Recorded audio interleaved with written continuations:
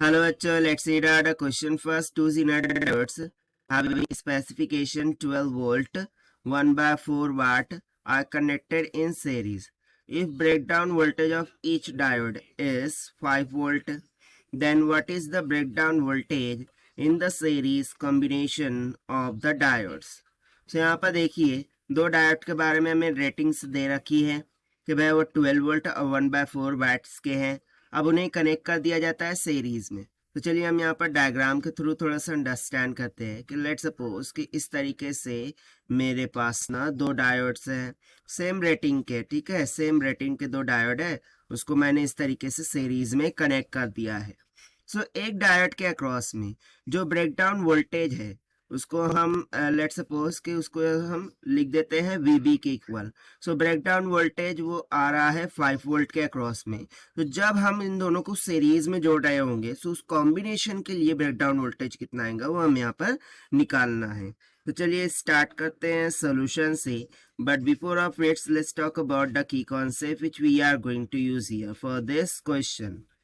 सो देखिए जब कभी हम दो डायोड्स की क्या करेंगे, सीरीज करेंगे, यानी कि जब कभी यहाँ पर मैं कॉन्सेप्ट में लिखूंगा when two Zener diode, when two Zener diode are connected in series, are connected in series, जब उन्हें सीरीज में जोड़ा जाता है so in series breakdown voltage will be doubled.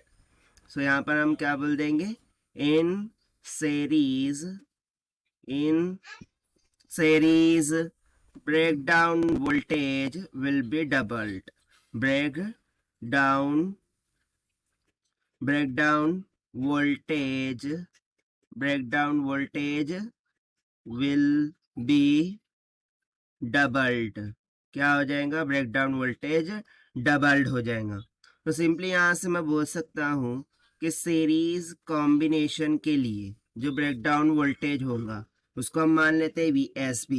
तो that will be equals to 5 volt plus 5 volt, so it will come out to be 10 volt. So उनके combination के लिए, ठीक है ना, जो ब्रेकडाउन वोल्टेज है वो कितना निकल के आ गया, 10 वोल्ट के इक्वल। यही हो गया हमारा आंसर फॉर दिस क्वेश्चन, जो कि हमने सॉल्व किया by using the simple concept that is when two diode are connected in series their breakdown voltage will get doubled. Now let us take the option. So option C will become correct. So this is the required solution. I hope you understood well. Best of luck. Thank you.